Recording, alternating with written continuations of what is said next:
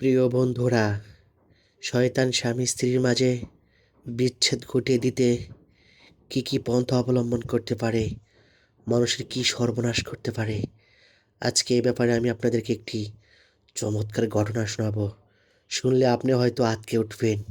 শয়তান এমন কিছু করতে পারে স্বামী স্ত্রীর মাঝে বিচ্ছেদ ঘটিয়ে দিতে।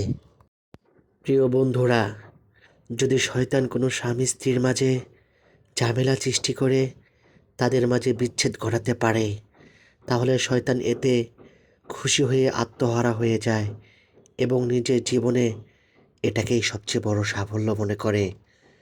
কিতাবে এসেছে, শয়তানের লিডার সন্ধ্যায় সমুদ্রের উপর তার সিংহাসনে আরোহণ করে। তখন তার সমস্ত ভক্ত ও অনুগতরা একত্রিত হয়ে সারাদিনের নিজ নিজ কর্মের বিবরণী শোনাতে থাকে। তাদের মাঝে কেউ বলে, আমি আজ এক ব্যক্তিকে জিনা ব্যভিচারে লিপ্ত করিয়েছি। অপরজন বলে, আমি দুজনের মাঝে ঝগড়া বাঁধিয়ে দিয়েছি। এর কারণে একজন অপরজনকে হত্যা পর্যন্ত করে ফেলেছে।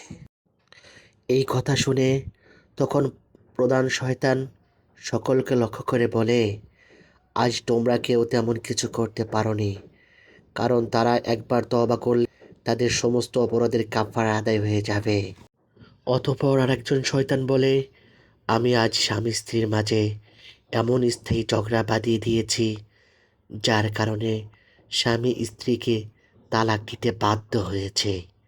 এ কথা শুনে শয়তানের লিডার তাকে বুকে জড়িয়ে নেয় এবং তাকে খুব প্রশংসা ও উৎসাহিত করতে থাকে আর বলে, হে, তুমি আজ বিরাট তুমি আজ বিরাট কাজটি করেছ। শয়তানের ক্ষেত্রে এত খুশি হওয়ার মূল কারণ হলো, যদি তারা সাধারণ মানুষের মাঝে দ্বন্দ্ব, কলহ ও শত্রুতা সৃষ্টি করে, তাহলে সেটার প্রভাব বেশি দূর ছড়িয়ে পড়ে না। দেখা যায় দুজনের মাঝে সীমাবদ্ধ থেকে যায়, কিন্তু স্বামী স্ত্রীর মাঝে বিরোধ ও বিচ্ছেদের প্রভাব বহুদূর পর্যন্ত চলে যায়। উভয়ের পরিবারের মাঝে সংঘাত সৃষ্টি হয়।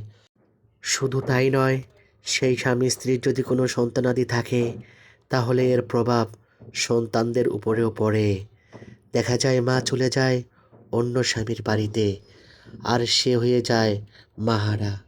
আর বাবা বিয়ে করে অন্য নারীকে ঘরে নিয়ে আসে, সেই মা কখনো নিজের মায়ের মতো করে আর দেখে না।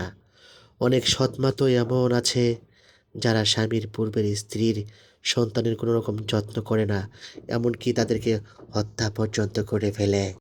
প্রিয় বন্ধুরা, তাই বলবো, সন্তানের ভবিষ্যতের প্রতি লক্ষ্য করে হলেও শয়তানের কথায় পা না দিয়ে স্বামী স্ত্রী একে অপরকে ভালোবাসুন, একে অপরকে সম্মান করুন, জীবনকে উপভোগ করুন। ভালো থাকুক প্রতিটি স্বামী স্ত্রী।